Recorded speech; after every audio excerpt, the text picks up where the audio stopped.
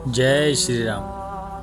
নমস্কাৰ বন্ধুসকল, জ্ঞান সংজ্ঞা ইউটিউব চেনেললৈ আপোনালোকক সকলোকে স্বাগতম জনাইছোঁ। বন্ধুসকল, আজি আমি জানো আহকচোন প্ৰভু শ্ৰীৰামক কিয় ৰামচন্দ্ৰ বুলি কোৱা হৈছিল।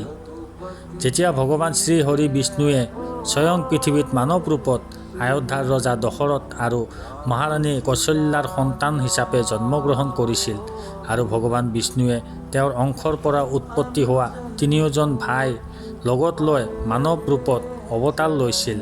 মহাৰাজ দশৰথ আৰু মহাৰাণী কৌশল্যা, কৈকেয়ী আৰু সুমিত্ৰাই চাৰিওটি সন্তানৰ নামাকৰণ কৰে ৰাম, ভৰত, লক্ষ্মণ আৰু শত্ৰুঘ্ন। আৰু এই খবৰে মহাৰাজ দশৰথৰ লগতে সমস্ত অযোধ্যাবাসীক আনন্দত উৎফুল্লিত কৰি তুলিছিল। আৰু ভগৱান বিষ্ণুক মানৱ ৰূপৰ অৱতাৰত জন্মগ্ৰহণ কৰা দেখি তেওঁৰ দৰ্শনৰ হেতু ভগৱান সূৰ্যদেৱেও অযোধ্যাৰ ওপৰত 6 মাহলৈকে ৰৈ দিছিল। তেওঁ আগলৈ যোৱাৰ কথা পাহৰি পেলাইছিল। 6 মাহলৈকে অযোধ্যাত দিনেই হৈ আছিল। সূৰ্যদেৱ আগ নবঢ়ালৈকে ৰাতিও আগবাঢ়িব পৰা নাছিল। গতিকে 6 মাহলৈকে ৰাতিও হ'ব পৰা নাছিল। ৰাতিয়ে ভগৱান শ্ৰীৰামক মনে মনে প্ৰাৰ্থনা কৰি কৈছিল, প্ৰভু, ময়ো আপোনাৰ দৰ্শন পোৱাৰ বাবে প্ৰতীক্ষা কৰি আছোঁ। আপুনি সোনকালে সূৰ্যদেৱক বিদায় কৰি দিয়ক।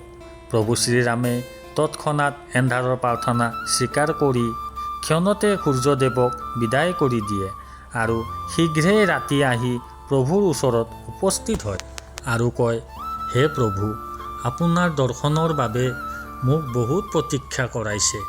তেতিয়াই ভগৱান শ্ৰীৰামে কয়, দৰ্শন দিবলৈ প্ৰতীক্ষা অৱশ্যে কৰাইছোঁ, কিন্তু বৰদান দিবলৈ অলপো পলমকৈ আপোনাৰ কোলাত আহিছোঁ।